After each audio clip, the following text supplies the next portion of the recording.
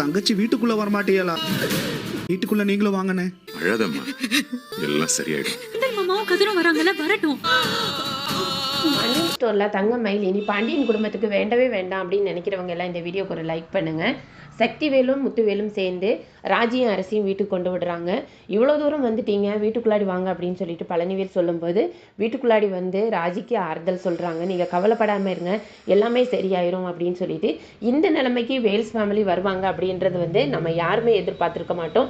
ஆனால் தங்கச்சிக்காகவும் தன்னுடைய பொண்ணுக்காகவும் வந்து இறங்கி அவங்க வேலை பண்ணுறாங்க அப்படின்னு சொல்லலாம். ஆனால் தங்கமயில்னால இப்போது எல்லாருமே வந்து சிறையில் இருக்காங்க. அங்கே இருந்து கோமதிக்கு உடம்பு முடியாமல் ஆகுது. அவங்க தனியாக இருந்து ஃபீல் பண்ணி அவங்க மயங்கி விழுறாங்க. கோமதியோட நிலைமை மோசமாகும் போது இன்னும் தங்கமயிலோட நிலைமையும் மோசமாயிட்டு தான் இருக்கும். ஏன்னா கண்டிப்பாக சரவணன் வந்து தங்கமயிலை ஏற்றுக்க மாட்டாங்க. தங்கமயில் என்ன தான் சொன்னாலும் அவங்கள ஏற்றுக்க முடியாது அப்படின்ற நிலைமைக்கு வந்துடுவாங்க. கோமதியோட நிலைமை என்ன ஆகும்? அவங்கள காப்பாற்றுவாங்களா இல்லையா?